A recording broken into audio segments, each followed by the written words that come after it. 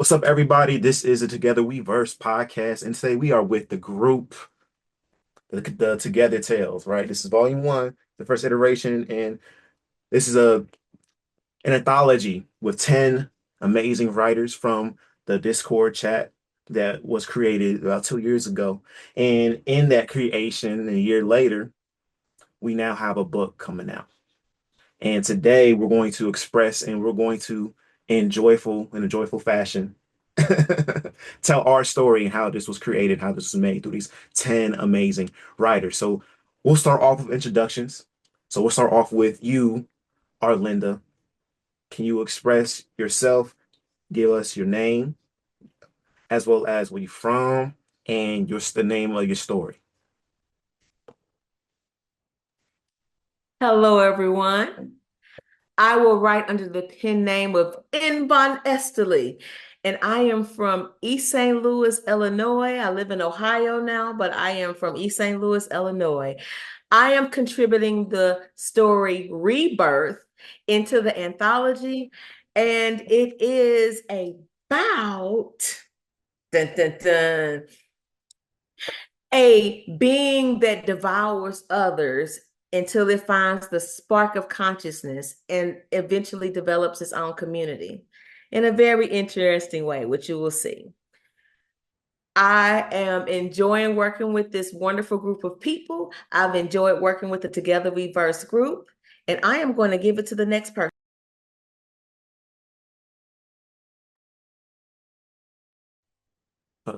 Cameron, Jay Cameron, you may go. All right, floor's on me. Hey there, people. My name is J Cameron '08, also known as Joshua Cameron. I am from High Point, North Carolina, born in Greensboro, North Carolina, moved a little bit down the street to High Point, North Carolina. And I have written in this anthology a story called When the World Fell Asleep, sort of a reflection of our political state right now, with that little bit of optimism and hope. No pun intended, since we have hope in this chat.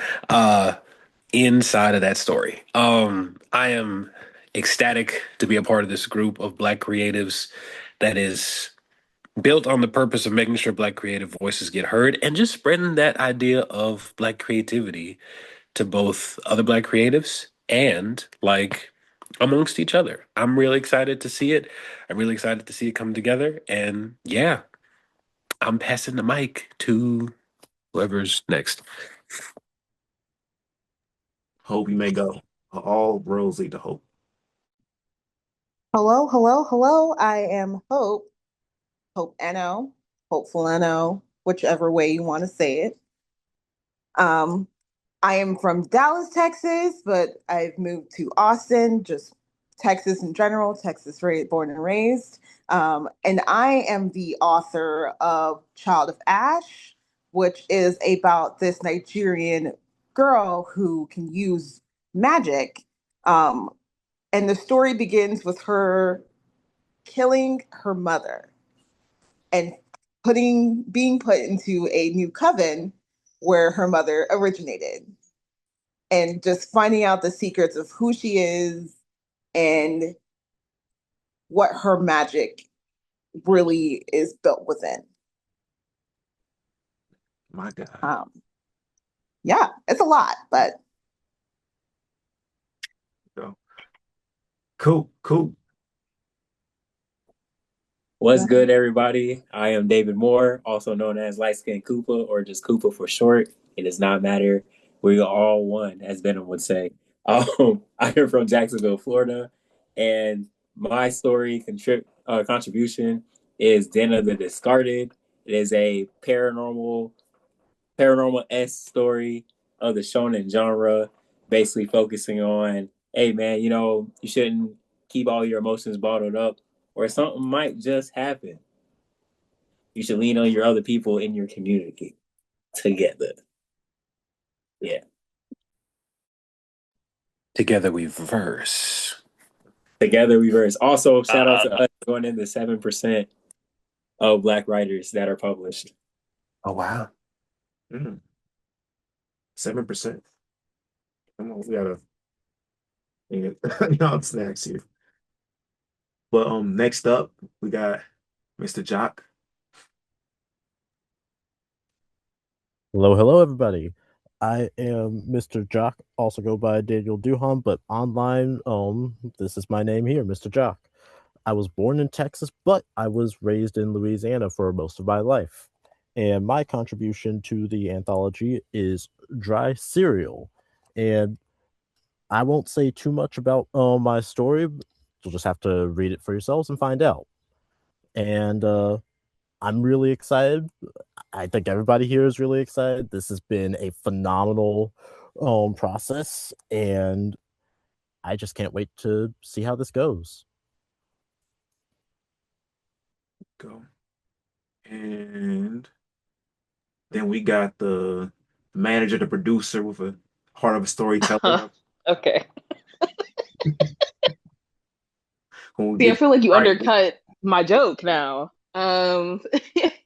Hello everyone. I'm Ace. I am originally from Delaware, and I don't have a story contribution. I am just the hired help. I don't know what he was talking about, but manager and producer. I just work in the background, helping the team. I'm just working in the background, helping the team to get the stories together, get us published, marketing, all those different things. Helping across the board to help like actually take this from what is it, messages to manuscripts, published work, you know? So that's my role here. The first question we're gonna begin is what inspired this anthology? What made y'all come together to make this soon to be published work?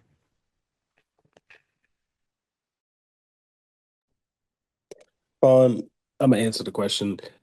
I just wanted to point out for creative aces, much more than the hired help. She is like the woman behind the scenes doing a whole lot of really cool stuff. She also has her own work that she's working on. It's not in the anthology, but it's someone described it as Hamlet in space, and it's very like it pulls on your heartstrings. I'm ready for it to get written. So just wanted to put that out there.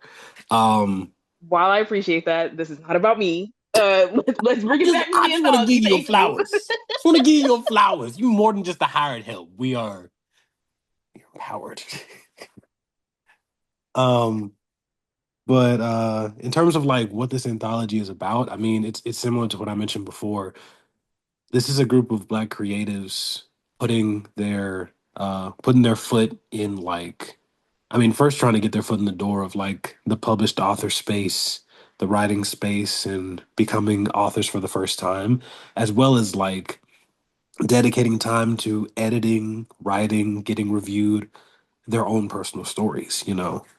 Myself included, like, this is the first time I've had this type of feedback, probably since college, and definitely for the first time from like a group of creatives that I know I want to write for. Like, the novels that I want to write, this is the audience that I'm looking for whenever these novels come out. So, yeah, it's sort of a one of those first steps to becoming the creators that we want to be. Okay. Okay. So I would say when was the day or when did the idea be start? Or when was the idea had from I know Arlinda in the past months ago, I don't know, it was a year months ago, right after DreamCon or after BlurCon, that you were mentioning of creating and wanting to do an anthology in the group. You think you can speak more about that? Yes, after BlurCon, actually during BlurCon, we were attending a writer session, and it was a writer session about world building. So a group of us came together and we started building a world. And this world was set in outer space, and it involved all these different types of humanoids that were descendants of others. And we came together with a really good idea.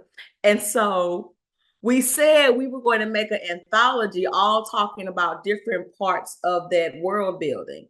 But then at the time, we were like, I don't know if I'm actually feeling that theme. And as we're creatives, we all understand how that works. We start with one idea, it ends up being another idea. So the beginning premise was this outer space world with these different species, and there was going to be a conflict, and some of them are vegetarians and live off of solar power and all of these things. But in the end, we just said, you know what? Maybe we're not keeping that theme, but we want to work together. And so that's how it all started. And we, instead of the space opera that it was going to become, ended up being an anthology about community. And I think that fit pretty well. So after that, how did everybody join? Can everyone tell like their personal experiences on what made you interested in this project, as well as what did you believe or what was the theme that that brought you here? I'll open up one more time. What made me interested personally is that I knew that there was so many talented writers that might not be published or might not be able to get over that hurdle between being a wonderful creative writer where all their work sit on their computer and actually being a published writer. So the inspiration for this particular project was, hey, let's help bridge that gap. Let's work together and let's figure it out so that all of this talent throughout the entire Discord can actually have a place to express that talent. And we would do some of those, take away some of those hurdles in the process. So that's how we started. And we pretty much just put out a feeler in the Discord and said, hey, who wants to join this? And we did have an entire process to make sure that this was very high quality, very good stories. So everybody didn't make the cut, but it ended up being a very professional group with a lot of talent. And hopefully in the future, we'll have more people that are qualified for this anthology. So I'd like to ask Coop, and anybody else, Jot, Ace, Jay Cameron, and Hope. I know you all. I wonder if you were whether or not you were part of the beginning process, but after the calls for writers, what made you decide to join? We could start with you, Jock. Realistically, I was kind of in that position of, oh, I like to write, but I don't really foresee myself getting picked up by any publication, so I'll just kind of do my own little thing. And it wasn't except through my loving, wonderful, and incredibly persistent girlfriend that I submit and try. And that was kind of what kicked off my interest in, okay, well, what can I do? It's a little short notice for me, but I've been thinking of an idea for a week or two now, and maybe I can expand and build up on it. And now I realize there's so much more I want to build up, not with just that story, but with all of my stories. And that's kind of been my inspiration for being a contributor. Thank you for that. Feel free to chime in, anybody. Say your piece about what made you Um, project here. I was more within the beginning process of like figuring out which story would fit in with the anthology the best. Um, During that time frame, I was also working on a what started out as a Rapunzel retelling and ended up a completely different direction. I don't know how we got here, but the story is not the same. Is the bare bones still there?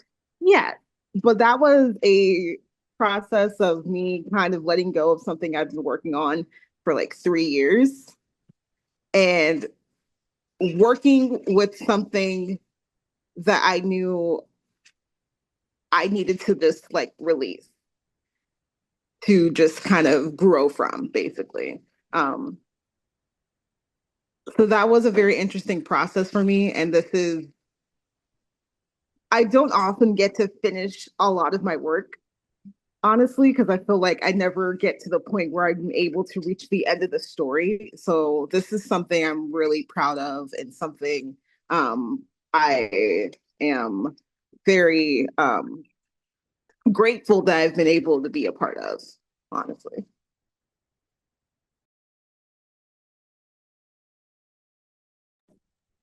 I'll go next. I originally started very similar to how Aces is now. I was background. I was to help with reviews, and I was trying to help do stuff in the back to push everybody else to succeed because that's always been my thing in life anyway. I love watching people succeed. Not saying I don't want success for myself, but I was very happy to see that we were making this group project with everybody together. And I wasn't fully confident in making my short stories. I do write, I have my own stories. Some were finished, some, most are not. But I was like, I'll worry about doing my own stuff later. I can just focus on this. And this might help me in the long run with like publishing and stuff, just knowing background. But I kept getting asked, hey, you sure you don't want to submit at least just one just to see? You never know. And now I'm here. So I just went on a whim. I made a story that I felt like kind of resonated with like some old stuff of mine, as well as like just experimenting with what could work, what could possibly work. And it ended up becoming the story that it is. And now I get to be part of this project. I have fun working in the front end of it as an author, and I've had fun working the back end as a supportive role. And it's just been a blessing to kind of get this experience. It's really pushing me to be more motivated by my own stuff, and I'm very much looking forward to doing more group stuff. I feel like it's definitely been the push I needed for a long time. Okay, that's good. That's good. So talking about the push, in order to push, you gotta have a foundation to start from. So what was and what is Together Tales, and as well as what is the theme behind the entire anthology?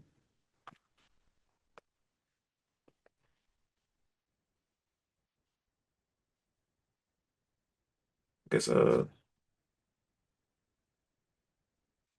Arlinda, could you explain that? I'm sorry.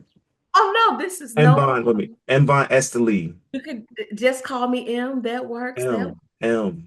works. Explain to me the theme of the anthology as well as the entire concept. How were these stories put together and what held them all together and what holds them all together? Now, when we were thinking about the theme of this anthology, just bear in mind that this is the inaugural anthology for the Together We Verse community. And we wanted to make sure we had a theme that tied that again. We also wanted to make sure that we had a theme that everyone could find themselves in and that we could come together. So the theme was community.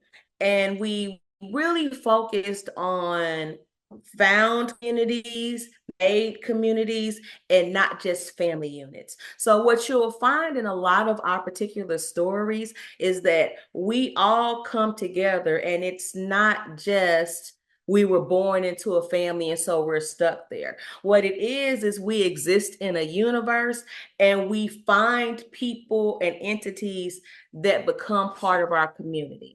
So that's how these stories tie together. You will always find we cover, so this is a very diverse anthology. We have our space operas, we have our almost romances, we have reality bending, we have superpowers, we have all of these things. But the one thing you will always find is a person or entity that did not have a community and finding that community through shared experiences and shared bonds.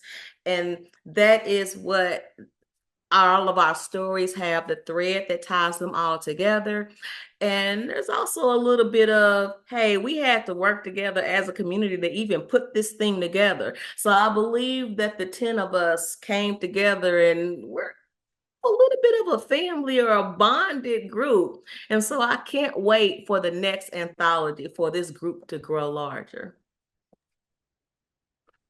Okay, that's excellent. That's excellent. So on top of that, I would ask Jay Cameron, for your specific story, When the World Fell Asleep, right? In making that story, did you already have a story in mind, or was that something in which that you had to create from the project? So it was for that story in particular, there's a bit of a history to it, but I kind of want people to read it and then give me their feedback on it. Most of the people in the core six kind of know how it started, but it was a story that existed. Um, and then it sort of got refined and retooled with our current political system, our current way the world works. And I was wondering, what if there was somebody whose whole purpose in life was to bridge gaps, answer questions, and look for hope, and he kind of felt like he hadn't found it. Um, and so it's this pastor trying to, answer these really daunting questions, and the only way that he really figures out the answers, I mean, I'm not going to spoil it too much, but one of the things that he figures out is that he can't answer them by himself. Mm. So he has to lean on other people. And all the things that he's missing, he's like, I wouldn't have been able to figure that out if I was alone. So it's very much it very much was a story that was in existence in my head, just of, it deals a lot with faith, and I'm a man of faith, and I have a lot of questions about my faith, but I always try to come back to it. And so I was like, I wonder if there's like a character who, as a pastor, he's like this pinnacle where people are supposed to be looking to him for answers, and then one day he's like, I don't really know. And it's just that's just me being honest. And then he starts looking to the people around him like, do you guys have answers? And it sort of helps him build that community of like he starts to find some of the answers he was looking for. um so yeah, that's sort of where the origin for that story came from, plus some other stuff, but that's for later. Nah, that's dope. So for everybody, I want to expand this question to everybody. Was this story something that you already were creating before you knew about the anthology, or is the story something that you had to create from the anthology? And on top of that, did you have to weave in community, or were you already thinking about your story having a foundation community beforehand? Was that something that came from the anthology or before the anthology? I could ask, let's say, Jock. So this story was, at least for dry cereal, it already had a few roots in community, but it wasn't really fleshed out until I decided, okay, I'm going to submit something for this anthology. What do I want to submit? And it had a couple of different iterations.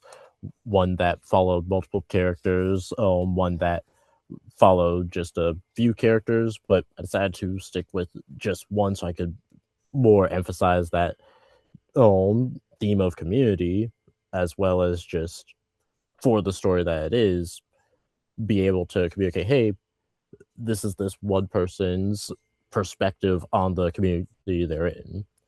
But the creation of the story was very much so I had the foundations built up. I just needed to build on it.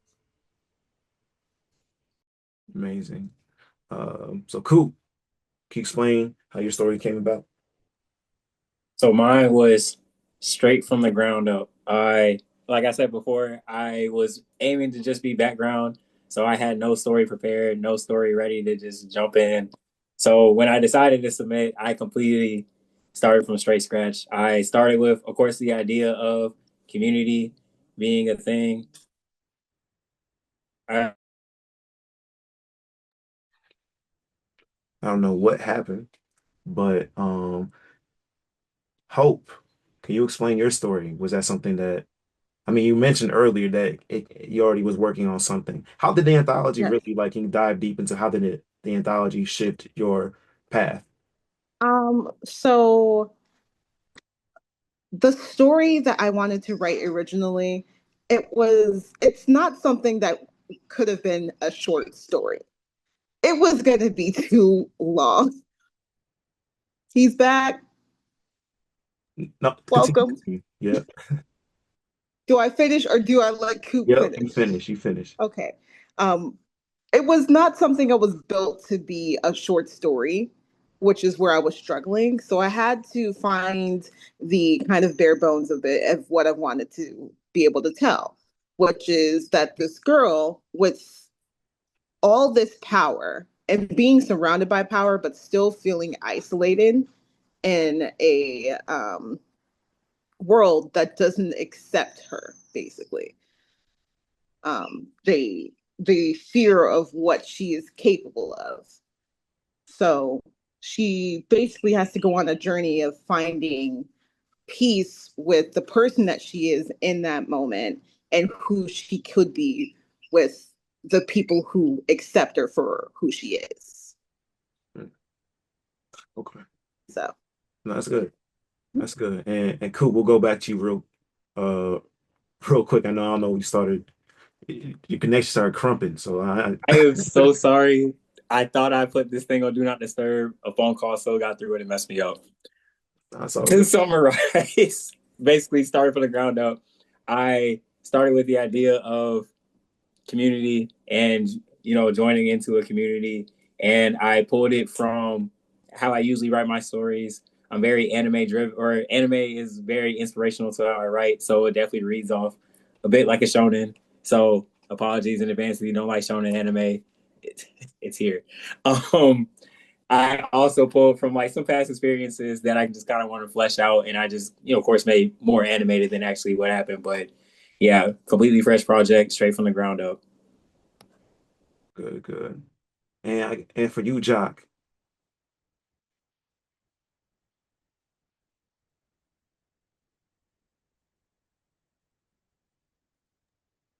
Oh, hello. Hey, Am I still here? yep, we hear you. Okay, you froze there for a second. Oh, my bad. But just run by me the question. Oh yeah. Basically,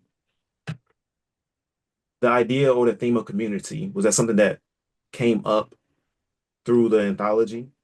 Or was your book already um let me rephrase, I'm sorry, let me go back. Basically, the conception of your book, did that start before the anthology or after? As well as the theme of community, did that start before or after? How did the anthology shift or continue your story? I think the story idea technically started before the anthology, but I don't think it ever would have come to fruition if I didn't have the anthology to kind of guide and help develop its core message. I guess that's the short of it, really. Without the anthology existing, neither would this story. Okay. Thank you, Art. Mhm. So I actually had an entirely, completely, and utterly unrelated topic that was going to be my community. And what was interesting is I actually still have a draft of that story. And I was just feeling it. Like I couldn't make, I mean, it was a decent story and maybe it will become something in the future or another. But I was just like, I'm just not feeling it. This isn't putting forth exactly what I want in this particular moment. And so midway during the submission period, I just started an entire, like I started this story that ended up in the anthology way later than everybody else's. And it's completely different, and it was completely something started from scratch. Like there was like a moment of inspiration that kept distracting me from the story that was supposed to be for this anthology. So that's what you ended up getting, and it is different, and I love it, and I guess I wouldn't have it any other way. That's good. That's amazing.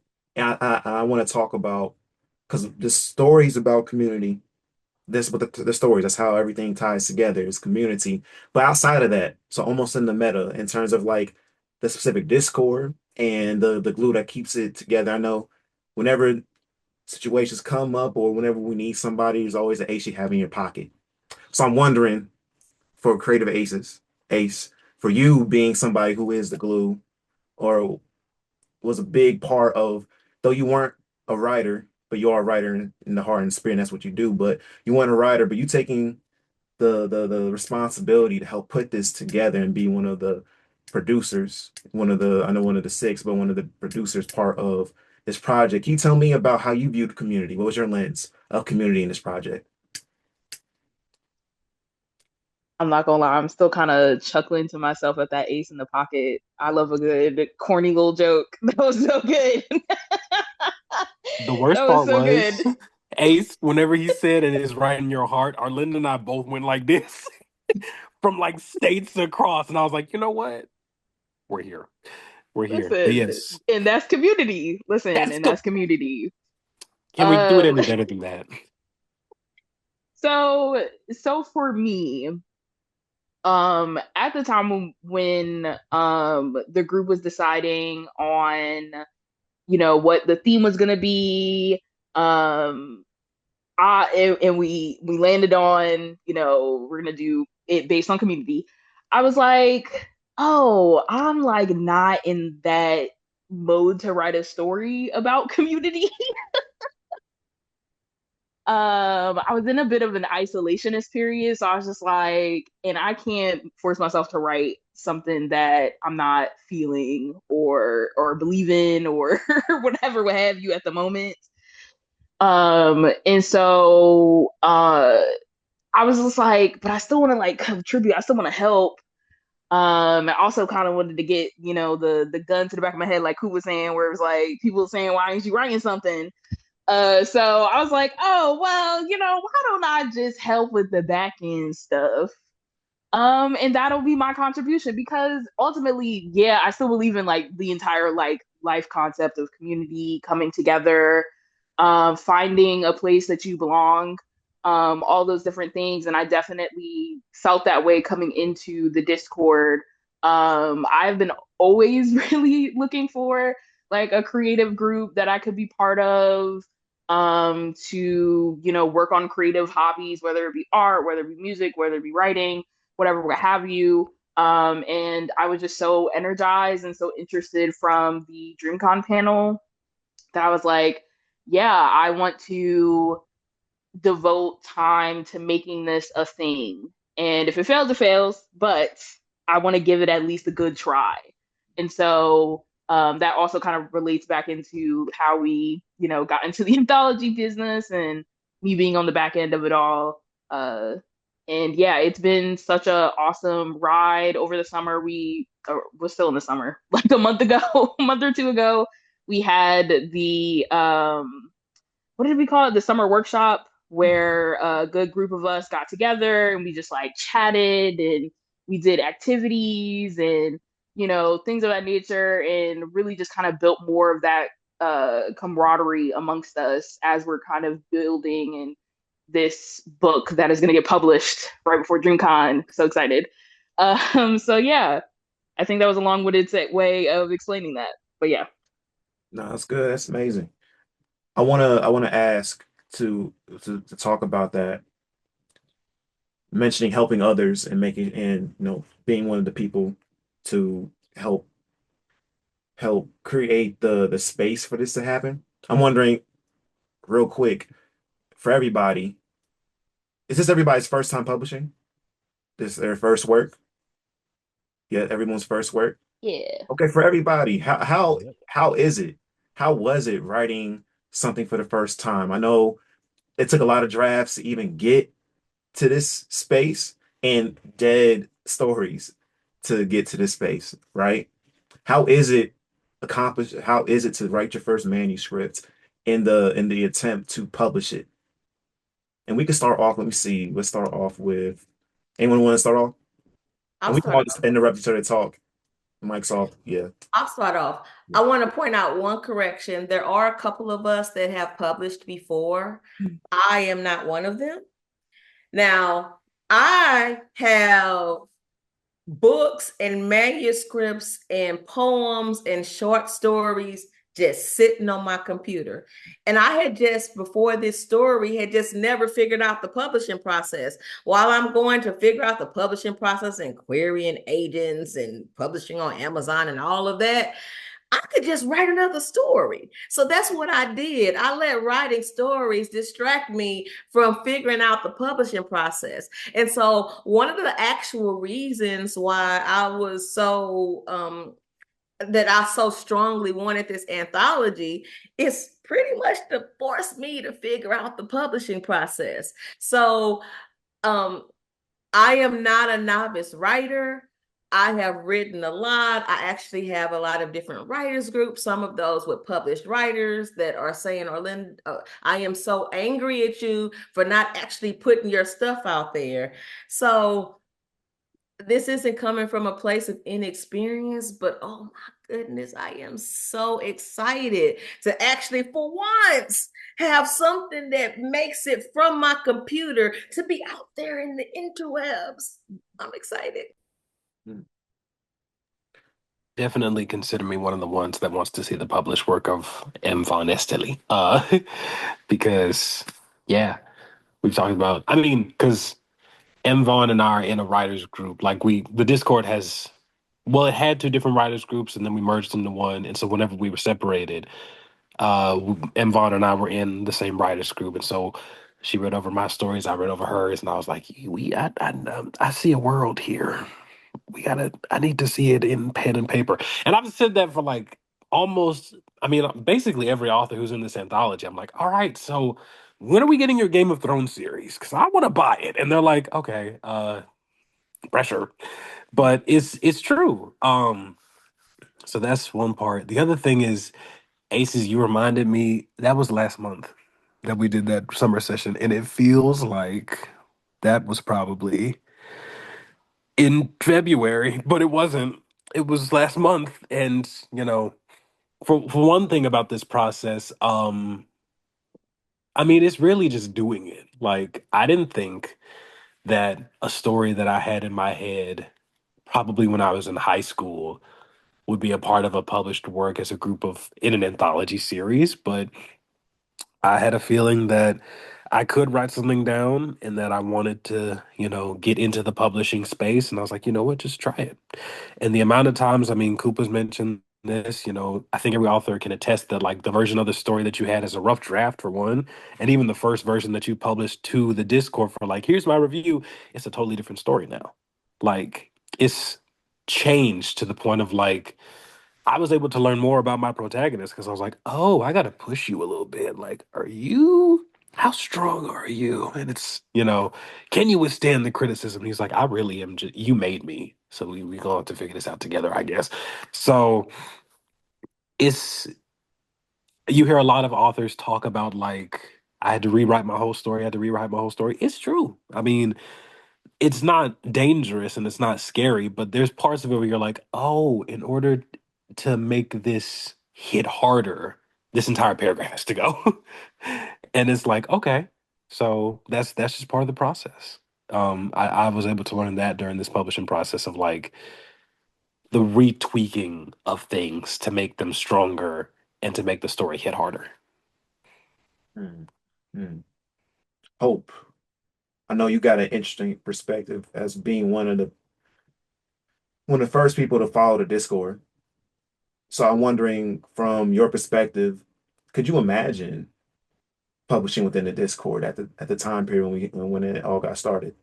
Um, Absolutely not, honestly. Like I knew that we had something special and something like that first meeting where we all met inside that um Lord, what was it, writer's block? What was it? Yeah, it was. It was me, Gabe, Kaylana, and Kaylana, she's the founder of the group. But she Mhm. had created a group synopsis real quick for everyone. She had created the group. Well, no, she created the panel. And at the panel, I mean, me and Gabe were there, and we were like, we can't let this like there's too many people, talented people. There was a spirit in that Yeah, room. there's a spirit in that We room. felt it. Yeah. And honestly, like seeing it grow the way it has to the point where we're here and we're like, oh, we're about to publish an anthology that we've all worked together to put together, and just being like, oh wow, like I could not have seen myself doing that like 2 years ago. Mm. I most especially what has really this group has forced me to do is learn to be a short story writer and learn to be less verbose because I that's just not who I am. It's never been what I am. But So I that's was just when like, I want you, to be a part of this, yes. but to do it, I have to change the way I write. I have to change the way I tell a story. And I was just like, the journey for that was rough, buddy. Rough. But we got there and we have learned that we can, in fact, write a short story. Like that. So, Hey man, we need a praise break. Come on, let's go. indeed, There we indeed, go. indeed, indeed. There we go. But talking about we just talking about imagination, right? And I know from the beginning the spirit of the group had existed, right? And everybody had this creative bug, but it takes a specific type of person to be able to take lightning, bring it down, and put it in a bottle, right? Because it's So really started with bare bones. Like we didn't have anything when we were getting it in. was just Like pure we didn't energy. have a writers group. Yeah. We had like the artists and everything, and everybody just being like, "Oh, here I was working on this." But now we had a D&D campaign that happened. We have a monthly writers group that consistently meets and actually like shows their work. It's really, really crazy and cool to see how this has grown so much. It's wild. And I think that to continue that as we have all this energy, as we have this spirit to catch it, take a specific skill set. And I would say that to not just be a writer, but also be a producer, to be a leader, it takes another amount of energy as well. So I would ask Arlinda, how was it? I know you were the person, one of the people definitely who started the writers groups, and one of the people who facilitated and led and have one of the leaders for the writers groups and for the anthology as well. How was it? On top of that, and everybody else also have your input too, because I know everybody here is has been a leader. How is it to facilitate all that air energy, all that spirit, to put a sail on some wind? I'm going to tell you that I love it. Now, I'm one of those people that no one's going to tell me what I can and cannot do. And it's been very interesting throughout like my corporate life and my volunteer life. I've had these types of initiatives. And someone would always say, we can't do that, or they would stand in the way. And I'm a proponent to say, you can do what you want. You just have to be willing to do it. So when I think it was maybe a year and a half ago, it was after of the yeah, it was about a year and a half ago when I joined. It was right after the BlurredCon last year. And I met this group and I saw all these wonderful creatives. And I was like, oh my goodness, we can come together and we can do this. And I just started poking the bear because we're going to do this. And so I talked to the founder and some of the existing leadership of the Together We Verse community. And I said, I want to do this. And they said, all right, if you want to do it, do it. I said, bet. So I just started putting all these surveys out. I'm like, who wants to be a part of this? And I'm like setting up all these schedules. And I was just so excited that we all came together and was able to do it. So, like, the question really is, how do I feel about this? I really feel wonderful that something that I wanted to happen got so much engagement in the community because it takes more than one person. Anybody can have a spark or an idea, but if the rest of the people don't want to participate, then they're not going to participate and it's not going to be successful. The other thing I would like to say is that even though the spark was with me, there were a lot of people who helped in this whole project planning. And once we got started, I mean, our project teams, I mean, I have a co-facilitator for the writers group. We have a core group of 6 for the anthology, in addition to all of the writers who had to submit their works in professional ways, adhering to all of our timelines. And we have a lot of requirements that and a lot of pieces that have to come together to make this anthology successful. So I'm going to tell you, I absolutely love what happened. Yes, I had a little bit of, I had the spark, but I just I feel great and wonderful that it actually became a thing. I mean, we have writers accountability groups. We're publishing a book. We have like all these exciting things that are happening. And I just can't tell you how excited I am. I know I've said excited 5 million times, and I'm a writer and I have other vocabulary words, but exciting is just the best one right now. Hmm. Exciting. Exciting. I think that's definitely a theme of the process, especially we needed that excitement. Speaking about that, there's always a need for continuous optimism. I feel like Coop, you're somebody who always he has this phrase, you are always loved, right? Is that you are loved and appreciated, right? And every single time, regardless of what's happening, right? Coop is somebody to express that. So I would say, how did the anthology bring that out of you? And why is optimism such an important ingredient in this process? And why was that? Why did you assume that to be your role? Or that sounds crazy. Why? Why No, did you I take get that what you role mean up? though. And how did you? So basically, like, going back to school days, going back to college, we always have group projects. And not saying that anybody in this group project was carrying more weight or carrying anything like that, but it's tough. And then, as we said before, it's a lot of our first times publishing stories. Some of us didn't even know what we were doing at the very beginning, me being one. It was just a lot to take on. And of course, we have the anthology going on, but of course, there's many, many more brackets in this Discord that we also are adhering to and trying to pay attention to and help boost up. So I was just like, man, look, like I know I need a pep talk sometimes. Sometimes just hearing that you're good is okay. Things are gonna be great. Just kind of like gives you just a little bit of a boost, maybe a lot of a boost, depending on how bad of a day you're having. So when I started feeling like man, like everybody's probably feeling like how I'm feeling. This anthology is a very heavy project to try to focus on. I was like, you know what? I'm just gonna start saying everybody's loved and appreciated because they are. Like this is a lot. We're taking on a lot, and the fact that we're literally like less than a month away from publishing a whole anthology is insane. I've been riding this high for so long. You don't even understand. So I just had to share it. I felt like it was just the right thing to do. I needed everybody to understand that, like, yeah, it might feel rough today, and yeah, you might sit there and look at your draft, the third one you worked on, and we got like 2 days left to publish, and you're probably like, oh my god, what am I doing? Just felt like everybody needed to hear, like, hey man, listen, you're doing a great job. We're doing our thing, and it wasn't necessarily like I just felt the need that somebody had to do it. I just felt like everybody needed to hear that, so it just kind of carried on. And yeah, I don't really know. I just felt right. No, that's good.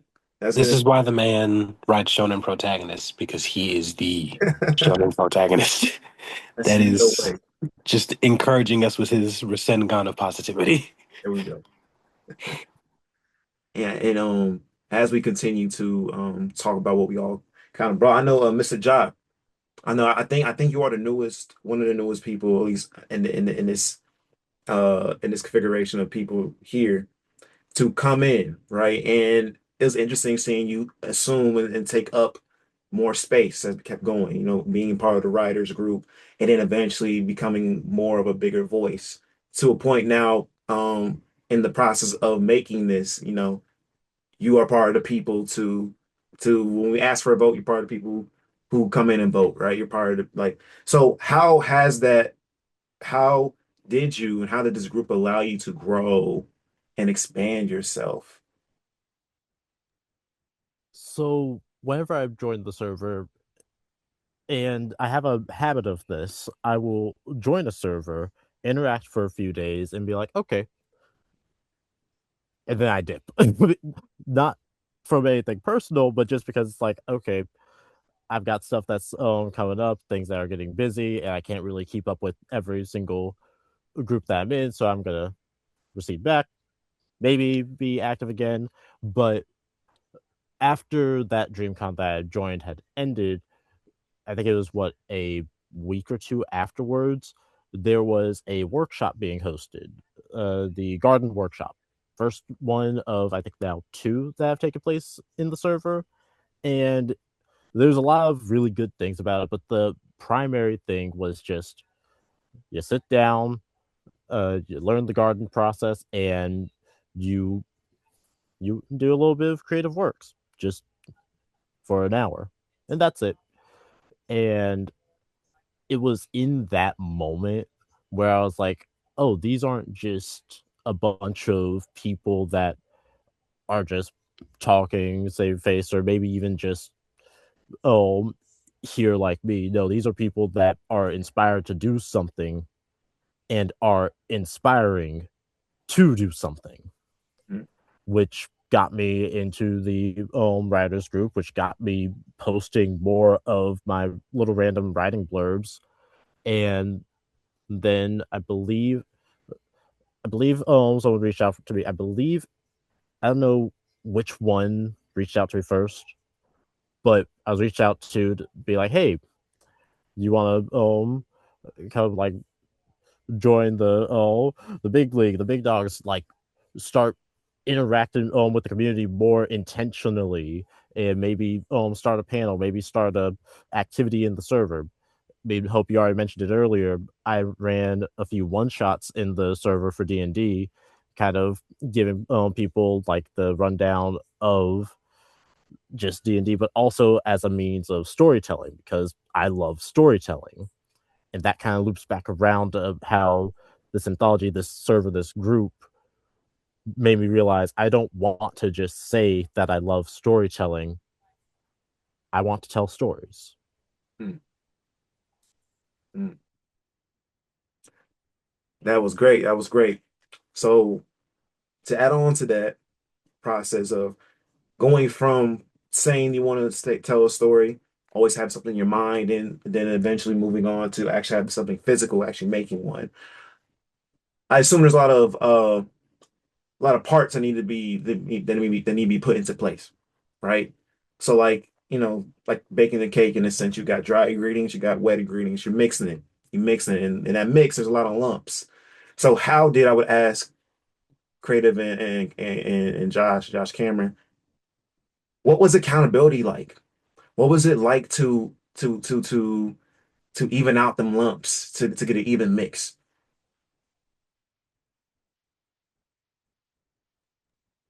I can start. Um, I think that um in my normie life, I do a lot of project management stuff. So, and I work in tech, so it's the boys club.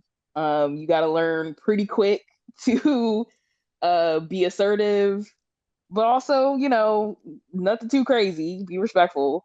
So when it comes to kind of accountability and following up with people and being like, hey, do you got this? Or hey, whatever, knowing when something's a losing battle, when you need to just be like, hey, we're just gonna move forward with this because I ain't get no response, or if it's just, it's not a big deal if I don't get this thing, I don't care.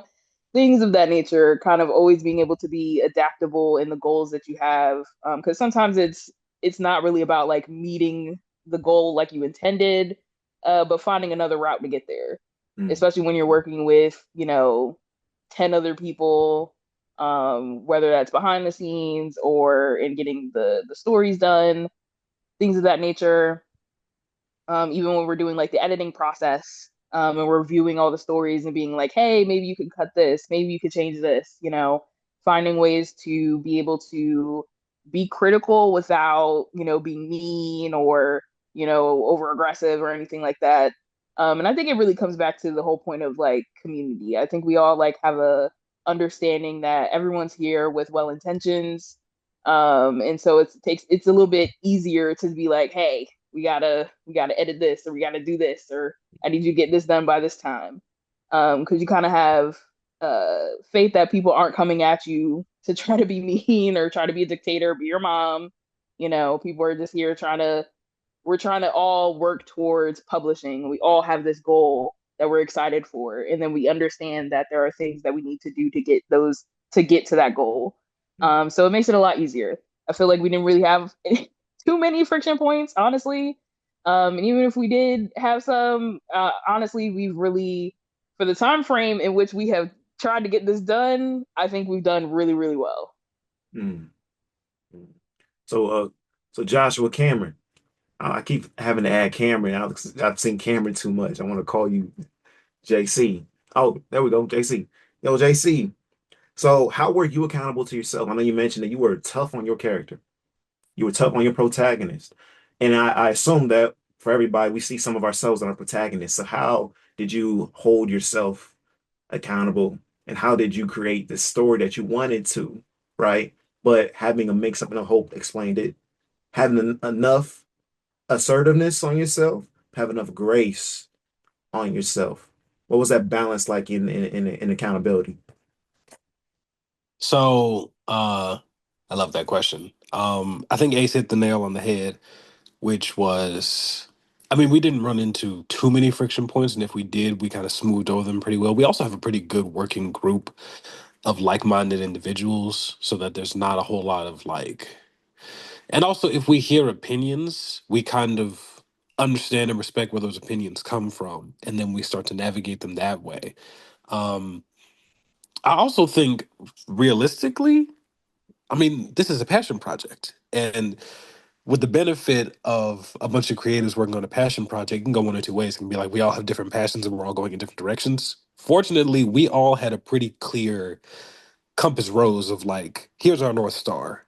Make sure Black creatives are emphasized, make sure these stories get told, make sure these stories get published. Like we all have that as an end goal. And so all of us are working towards making that happen for the Discord, and it's not like I want to be published. It's like no, we want us to be published. It's very communal. Mm, Um, so I think that is essential. I mean, there's very little ego in the group, so it's very easy to get along with everybody. And yeah, I've seen the work that Gabe, shouts out to him, even though he's not here, of his passion along with Erlinda's and like putting this project together and then spending hours. Like, I built this Excel document, I built this thing. Make sure you read over it because I put this together for y'all. And it's like, okay, since I have a passion to make sure this gets done, let me read over this thing. Um, so all of that. In terms of with my story, man, I don't know if it's evident in the writers group, but I'm sort of like I'm not gonna say the other fascist grammar term. I'm a stickler for grammar, is what I'll say. So with myself, there is no exception.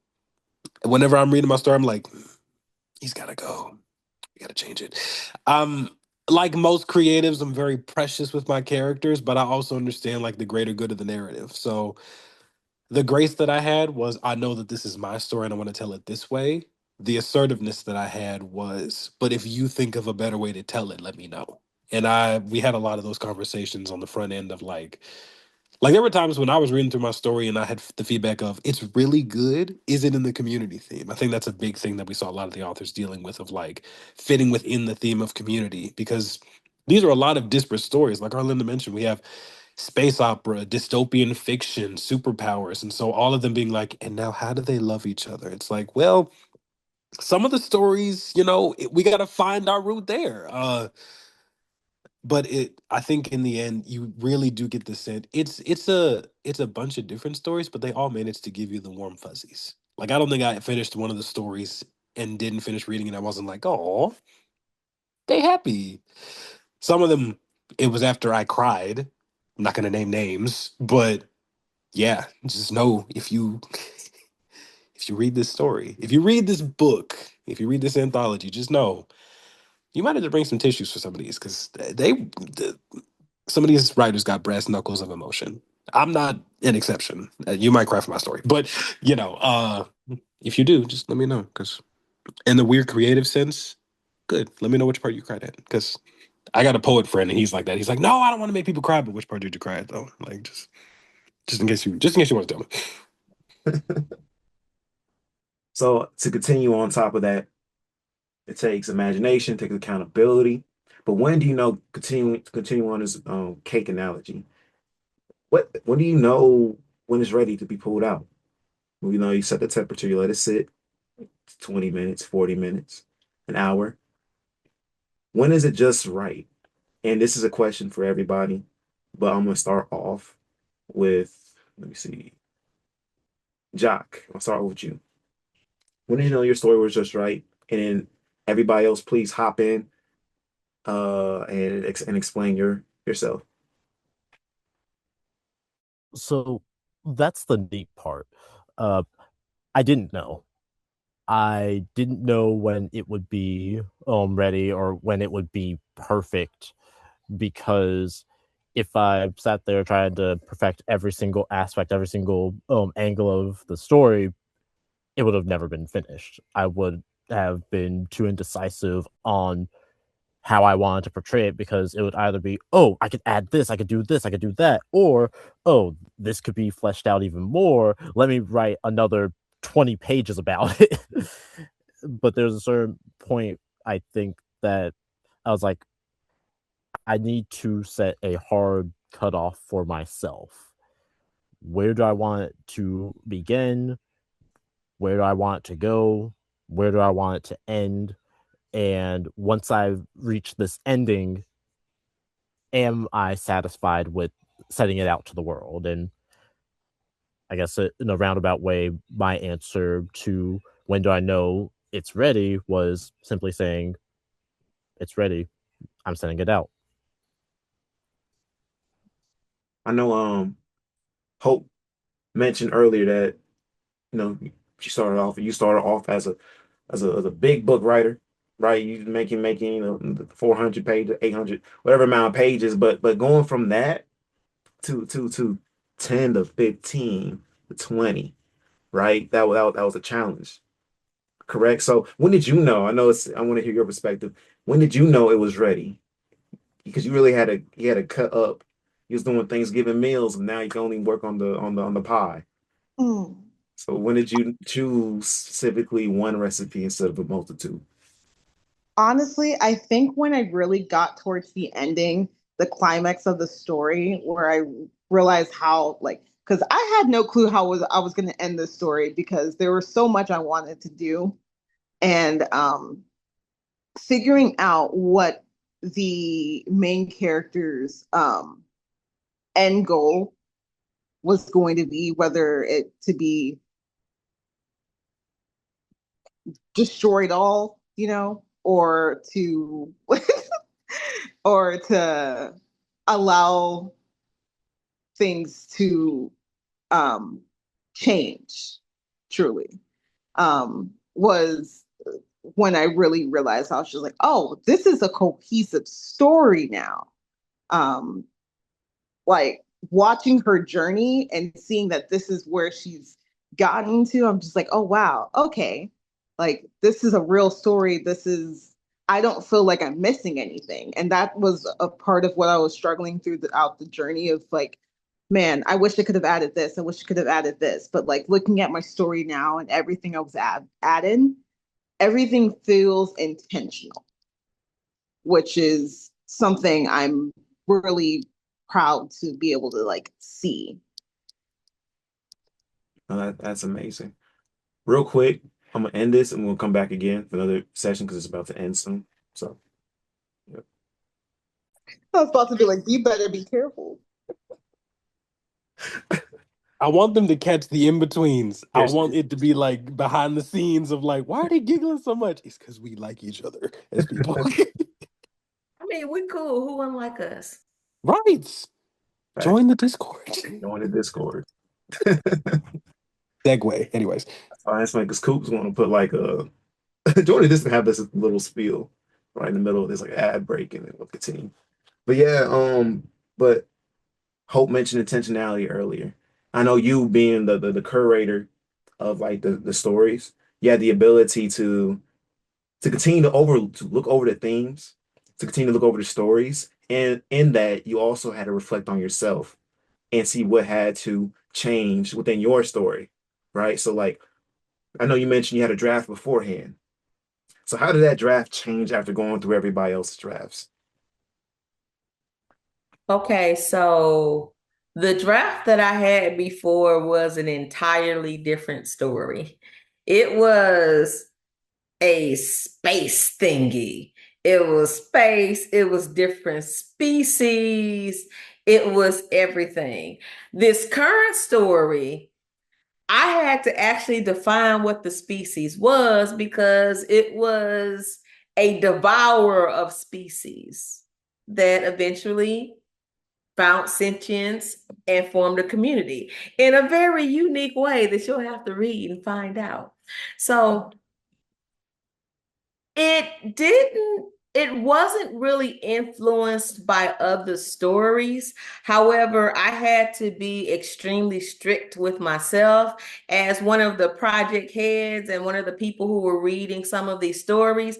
I was very strict with other people. And of course, I would have to hold myself to those standards. And there'd be some head shaking and even some people behind the scenes that were just like, yeah, I was like, I see different people in, but how did they form a community? And how do they belong? And like that was so some people are laughing because I know that there were some people throwing their hands up in the air and they're just like, this stupid theme, the story is fine the way that it is. There are people here, they are talking to each other. And I was like, nope. Do they belong? No, they don't. So let's get to the belonging. So I had to make sure that even with my unique experimental story, that I was holding to the same standard that I was holding everyone else to, and it worked out pretty well. And the people who were critiquing my contribution, they gave me a few words too. They're like, no, Arlinda, you need to change this. I don't see where this is going. How is this? So not only did I have to work to hold everyone else accountable so that we could make sure that this theme fit everything, but I also had to be humble and look at my own work based on the feedback of the others. And the truth is, it is wonderful to actually have a group of people that I respect and a group of people that respect me, because this whole team and all the authors, we all had to accept some challenges from our writing to make sure that we adhere to the theme, to make sure we adhere to the word count, to make sure all of those things. And I'm actually very pleased with, I'm not going to say it was completely seamless because, we're passionate and, we have a vision and we want to do this vision as right. We're all artists, but we all ended up working together and taking all this feedback, and we all held ourselves accountable. And I think for every single one of our stories, the end story is different from the initial things that we submitted. And my story is no exception. That's good. That's good. I think seeing from the outside, just watching the whole process and it seemed very, it's not only difficult, but it requires a consistent form of communication between everybody, right? In which ways, I will ask Coop, did you have to change in order for that version of you that began to turn into the version of you that you are right now? So you guys may not know this, but anybody that knows me outside of this Discord knows I'm I'm pretty much like zero communication. Like you will catch me very rarely. Phone calls, no. FaceTime, ugh. Like when I tell you I don't do FaceTime, I do not do FaceTime. It is not a thing for me. Text only. I'll respond to you when I get to you. I've had to dramatically change that with this group. And not saying that that was a bad thing. I'm perfectly okay with it. But I knew as not only an author, but a person that's helping with the background of this anthology, that I'm gonna have to get my communication together. I'm gonna have to be able to talk to these other authors, talk to the background people. I have to make sure I'm present for meetings, which I still challenge with sometimes because I just love doing random stuff in my life that don't really go with schedule. But I always try to at least pop in the chat. Hey guys, if I can't make something, hey guys, I'm not gonna make it to this. This is what I got. Let me know what I can catch up on. I always try to catch up on the notes. So I've had to be more communicative throughout this project, and it's been a change. It has been a very big change in my life, for the No, better though, for the better. I ask you because you are also the social media man, right? So like how has your perspective of, starting off, I don't know your formal background, but becoming the head of this of a social media platform, right? How has your perspective needed to like get you kind of explain it? How has your perspective as a writer helped shape and illustrator too, help shape how we want people to view Together We Verse and view the anthology? That's a really good question, actually.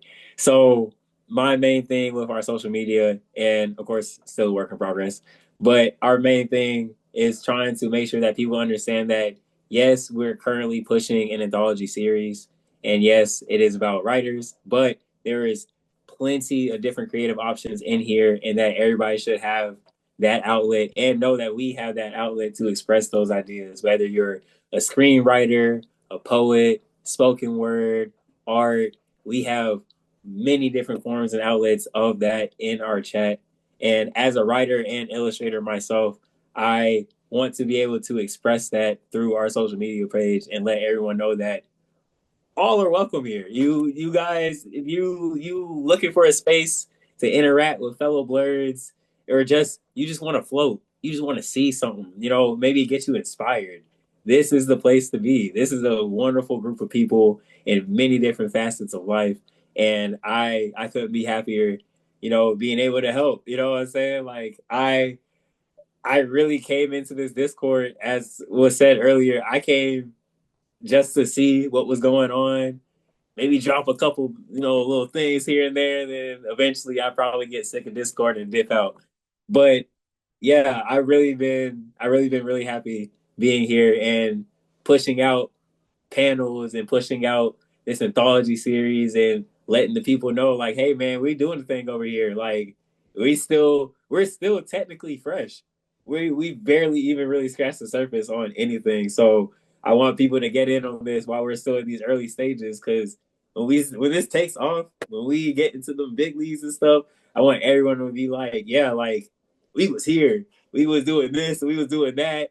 Even if they joined in later, be like, man, yeah, I seen that page on Instagram one day, and I was like, you know what, that seemed all right. I'm gonna join that thing. There we go. There we go. I think that's why it's important for us to document these moments.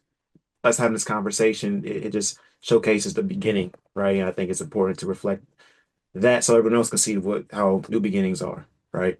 But continuing on to the question you mentioned about us being blurred, very blurred. I'm gonna shift this to Ace and Jock, right? This group began very much with a focus of supporting Black nerds, right? So there's a level of unique interests here, right?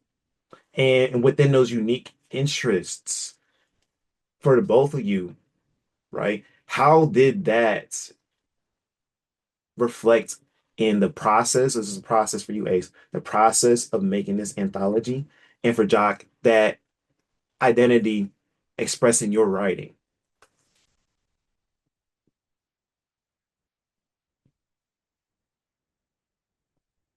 And we'll start with Ace. Let's start with you. I was gonna say, dang, I was thinking about that question. I didn't have a prepared answer. Um, Let me restate the question to make sure I understand. So you're asking about how handling or kind of like where is the uniqueness in doing the process, like the uniqueness of the creativity, the Yeah, basically like we're a blurred, or how blurred, like what about being a blurred? What about being a nerd, being Black? Was the reflected in this writing, reflected in the process of this? What did you have to think about? Right, you mentioned you come from a background of technology, it's almost a bros club, right? And that you and in that space, you being who you are, you understand the needs of specific people because you're in spaces when those needs aren't met, right? So what did Mhm. you bring to the table? And through your perspective, that you needed, like, we're going to be a black and nerd space, what needed to be protected here and what needed to be Okay. emphasized? Um, my immediate thought was, going back to the whole vetting process, right? So we did, open it up for anybody to submit their stories, and then, the five at the time, but now the six, had reviewed those initial submissions. And I remember one of them, we won't name no names, we won't go into no details. But, one of them, it just didn't really align with what I would consider protecting spaces for some of the other identities that we had in the group. And so it was kind of like a, hey, we raised a little flag, like, I don't know if you were meaning to make it sound like this. Here's your opportunity to change it because it's kind of good, but didn't feel right to publish that, especially when we're talking about building community, and this is supposed to be a safe space for anyone of any identity to be part of. That individual was like, nah. And so we were like, oh well, we gotta we gotta cut it, because that is first and foremost what we want to maintain no matter what we're putting out there, right? I think sometimes it can be like, oh, well, then every story's got to be cookie cutter and all great. And it's like, no, there's plenty of things that we can dabble into and topics we can talk about and things of that nature. But there does have to be a line where people feel like, especially for an anthology based on community, that people can find themselves in these stories, and are welcomed and heard and seen, and not necessarily being turned away or judged or anything like that. That's not really the intent of what we're trying to do here. And so, from a Black nerd perspective, that, of course, includes all of the things in protecting our Blackness and our culture, no disrespect, no, stereotyping or anything like that. If that's the ain't got no point. Thank you. Thank you. Yep. To the fist in the air. Things of that nature. And from the nerd perspective, it's just, I think we've all, we're all old enough here to remember the days where, being a nerd was like a bad thing and you were the outcast, whatever. And now it's kind of the cool kids club. So, continuing to provide that welcome and safe space for people to be multifaceted, and things of that nature, because, as much as I'm a nerd, I also grew up in the hood. So, the dichotomy there. So, allowing for those, uniquenesses, as we said before, to shine a light. So, Jock, to continue off of Hope, as she as one of the facilitators to protect, and to bring safety in that space, right?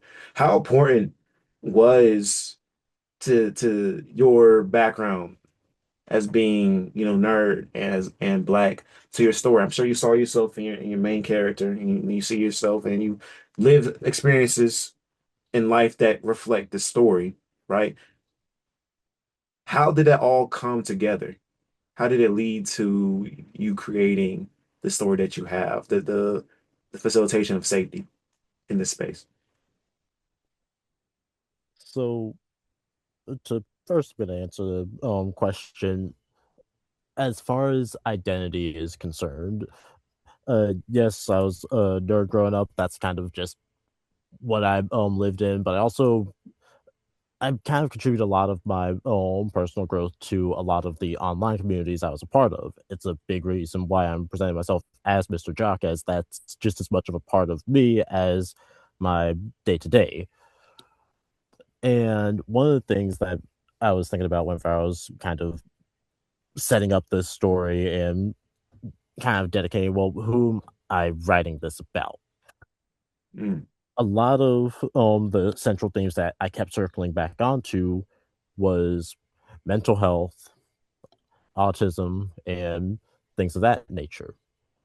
It's a topic that's not very well represented in a lot of cases, especially so in Black culture, and oftentimes it would kind of be glanced over as like, oh, that's just a quirk you have, or oh, that's not what that is. It's just something you just gotta get over.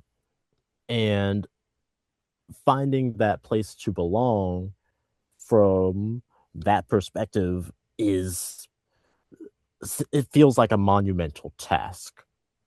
And throughout my life, that's something I always would work towards, something I want to communicate, something I want to communicate not with just those that struggle with mental health or those that struggle with autism. It's something that I say, okay, how do we communicate that to people that don't deal with these things, that don't deal with these different parts of their lives? And that kind of looped around to what I wanted my contribution to be. How do we communicate ourselves to those around us? It's communication is key, is something I always say, and it's really necessary in these spaces. Being able to communicate how you're feeling, being able to communicate what's on your mind, and even if you don't have the perfect words to say or know how precisely you want to say it, you know what you want to say, and that alone can get you very far. So, kind of looping back to that point, I think just in the identity of the story, in the identity of the blurred community, I wanted to emphasize the necessity of communication. Mm, thank you for sharing. Thank you for sharing. And continuing on the point of communication, there needs to be a platform or a space to show what you are, right? To what are we communicating for the publishing process, right? What did it take to to actually begin the process of cementing, the book, showing what we are, and then going through the proper channels of getting it to other people? I know the publishing is going to happen in the next few weeks. So, what is that process like to have the cake baked, put it in the package, and ship it out? And we'll start off with, I think, on Linda, you were going to speak. You go ahead and talk about it. Okay, so I would like to say for the record that I had no idea how many little pieces we were going to need to put this together. I am so happy that we actually had people that had experience in the publishing process, because as we were coming together, it was like, we have to do that and that too. I have to search terms. Yeah, not individual search term. You need phrases because there are algorithms and like all of this thing. So all of those pieces coming together, I'm going to tell you, I learned so much in the publishing process, the self-publishing process has so many little in-depth individual things to make a professional product. I am just pleased. Yes, this is going to be easier next time. We'll be coming from experience, the entire crew. When we do this, we plan on doing this annually. But this initial phase, I just learned so much, and there's just so much. And there are still some pieces that we're like, and we have to do that too. It's a very interesting process. I know we got different roles in the team, right? We got people who are specifically more writers, people who specifically did social media, and I wonder who and how, right? And you mentioned you didn't know what you were doing at first, but it was a learning process, and we had people along the way to hold our hands. Um, I guess who was in charge or who is in charge of the publishing? Like mo Everybody. And so the process behind the scenes for us getting like all of this done has been a total group effort. So everybody has like their own piece or pieces, really, I should say. At this point, we all got a full plate of things to do. to help with the publishing. So not just the part where we're publishing it to Amazon, stay tuned, but also, marketing, and also, very marketing in terms of social media posts, in terms of like a launch page, a website kind of page for people to get navigated towards, QR codes that people can scan when we're at DreamCon. Stay tuned to purchase the book, and all the logistics behind it. So how authors will get paid, and how we're going to do that long term, and things of that nature when we're having conversations about potential special editions. Stay tuned, and things of that nature, right? So like it is to Arlinda's point from way earlier. This is a group effort. It cannot be done by one person. I mean, it can if you were just doing like one story, but maybe if you were doing 10, maybe you're a workhorse and you can do it. But we absolutely uh needed to work together, and we've really been making it work, and look forward to it. Anybody else have also like more thoughts upon that? Because I know it's different. This is probably a big process of not like this is such a big process, and Ace mentioned and explains how everybody is so involved, right? Was there a place and point in time in which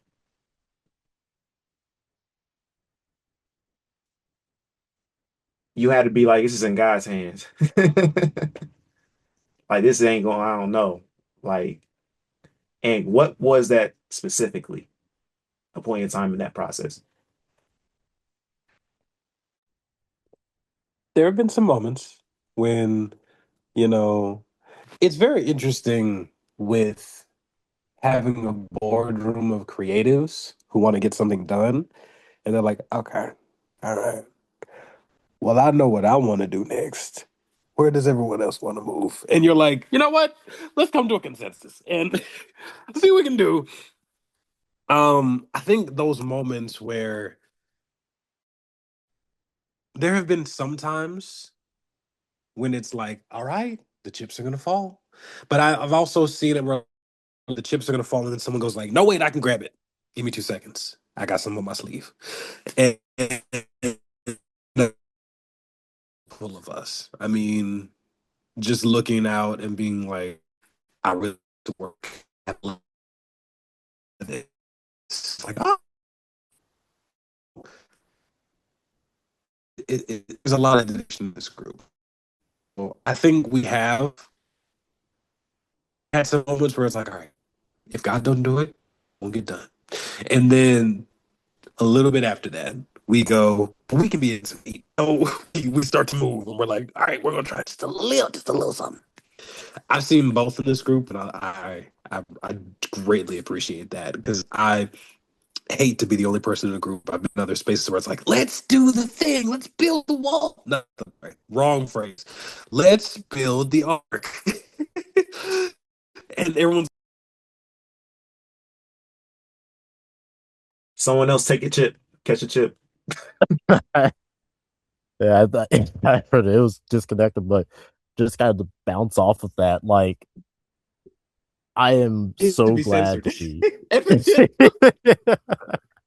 Evidently, I needed to be censored. I did not hang myself up, by the way. That was something else being like, you need to be silenced. I don't Jock has the appreciate it. floor. That's interesting. Oh, right. My bad.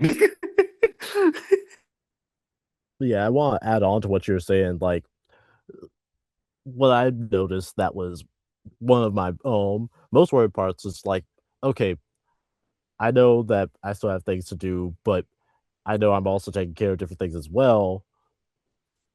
How much time am I gonna be given, or like how well are we gonna be communicating with each other that, hey, what are our needs? What are the things that we need to do to get this done? And the communication has been phenomenal, just genuinely phenomenal. For every point it was clear, and even whenever it wasn't entirely clear, a communication would happen to kind of explain, okay, this is what we need, this is what needs to be done. And for someone that is publishing for the very first time, which is a lot of our stories here, that was such a relief going into that. It was such a relief. Mm. Thank you for sharing. Someone mentioned all roads lead to hope. So for you, Hope, right? You being a writer and you having to, express yourself on this path, right? And in a way, what do you see for yourself in the future? Are you going to continue to write like short stories, or how did this anthology shape now your taste, right? Your genre. I don't know if you bend it. I don't know how deep you got into your genre, how deep you got into your lore. But how has that shifted? How's that changed now after this anthology? Honestly, this is the first time I've ever written anything within the fantasy like diaspora. I've always been a person that's very contemporary. Like one of the novels I'm working on is about nerds living their lives and like regular just their regular lives, falling in love. Romance writer. That's what we do. So this was a completely different journey for me. Um I could see myself writing more fantasy stories, and definitely one of the aspects I'm really happy that I've included with this is queer identity within it as well. To kind of just add of like finding that family within like the people that aren't necessarily your blood, right? Because that's just a really big thing for the queer community. But I could see myself writing more fantasy stories and kind of doing a lot more world building. I'm a little less scared now that I've dipped my toe into it and everything. So I'm excited to see how that's going to look like.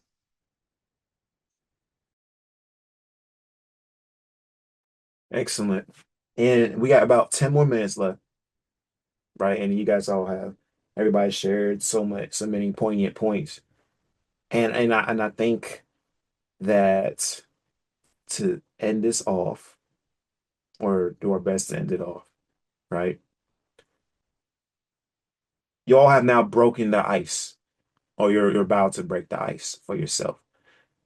To continue off the question from Hope, what do you see yourself in the future doing? I know, Linda, you're locked and loaded. You got bullets ready to go, right? You got scripts, you got stories ready to be published one day. And Coop, you're working on the short story and wondering how you're going to shift into a more uh into more stories, right? Same for you, Jock, and Hope are explained, and you can't, and Josh, and Ace, you too, because you still got, like Josh was explaining, that you got a story coming out, right? How has this process shaped your new found path in writing, and what do you think you're gonna do next? And we'll start off with who has not. Anybody, you can just jump in. I'll start us off. Um, this has definitely been a push in the right direction. Sometimes you just have to do something different to realize what you really need. And this is a good shift. Like Hope, what I wrote about was not my exact normal. Like, yes, it has them shonen qualities, but I'm like action, adventure. I'm over there. I'm usually in that section. This one was kind of more like introspective and paranormal, which I don't normally add to my stories. But this was good. This was a good push, and I can see myself doing more in the future, or even expanding on this story and making it into its own universe kind of thing. I definitely see a positive change for my writing going forward. Hmm. Linda. Well, this project kicked me in the butt, which means that it's pushing me off of my computer couch or wherever I type in the moment and actually making me do something. So this would be my first published piece besides like something that was in a magazine once upon a time. And as far as the future is concerned, I just see myself doing more of this. Like I learned something about the publishing process. And the other thing that I was concerned about is a lot of the stories that I write kind of bend genre. And this particular story that I'm writing bends reality. And I have a few stories that bend reality. And so the idea that I'm able to take control of where my story ends up, especially one that might be a little bit unorthodox or maybe a traditional publisher might not know what to do with it, that makes me pretty happy. So I plan on setting up a Substack, and the link will be in this YouTube video in the comments, right, Fawn? And then I plan on doing a few other things, but I'm just going to start publishing like crazy. I have a draft of a play.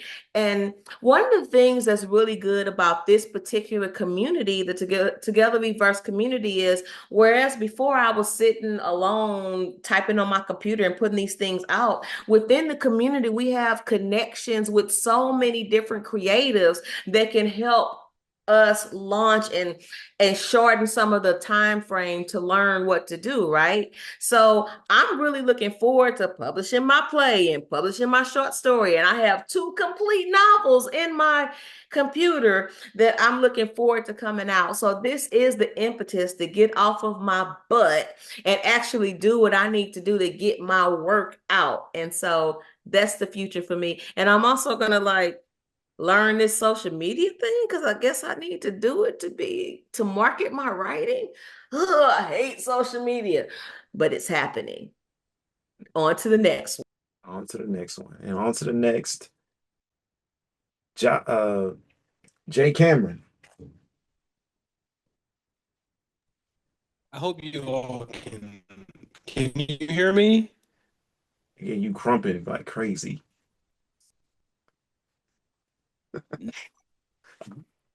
Um, if you can hear me, There we go. okay, we're good? Yes, excellent. Perfect. Sorry for being cross-lit. My cellular data. Anyways, I'm planning on writing a novel. I'm also about to, after this call ends, submit a audition for a voice acting thing. Mm, Because my friends kind of pushed me into it, so I'm gonna try it. We're just gonna see what happens. Um, a novel where sound is a superpower. It's been on my mind for years, and yeah, every bone in my body is like, okay, I feel like we've done a lot of research. We can do a little bit more, but as we're researching, you should write stuff. So that's next for me. that's good. That's good. On to the next. Let me see.